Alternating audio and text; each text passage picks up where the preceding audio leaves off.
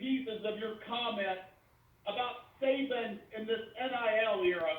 Can you explain? Because I want to hear it straight from you instead of reading bits and pieces other places. What was that comment? Well, I think there are myriad theories making the rounds that he struggles with it. Whether he understands it's a necessity, but his basic principles disagree with what's going on here. I always think it's interesting when Saban talks about NIL. He talks about it. He said name, image, and likeness, and I'm all for it. I'm all for the player, but deep down, it's hard to believe that he deals well with players making money and maybe that allowing them to listen to him less. Do you think he's struggling with the NIL or the transfer portal more? Now, I know he's been fairly successful with transfers. Obviously, Jamison last year and Gibbs this year. But I'm wondering if that's part of the I think Jeff, I think he hates it because it curtails the way he coaches. He is. I mean, let me whisper this, but I'll say it anyway.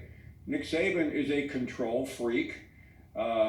He is a bully in certain regards, and when you do that with players, I mean, just look if you're competing with Nick Saban, you're going to use that absolute meltdown on the sidelines. That's not really the way that you talk to players in today's world. And that was my point earlier when I compared and contrasted the way Saban dealt with a muff punt versus the way that Brian Kelly dealt with one later in the evening. Kelly put his arms around the guy to try to build him back up because, I mean, nobody wants to be humiliated on the sidelines, but that is part of who Nick Saban is. Right. It's funny you mentioned Brian Kelly because that's the stereotype of Kelly at Notre Dame. He'd get all red in the face and about explode. But I have to, you know I'm not one, Paul, to throw out compliments too often to the paralegal, right?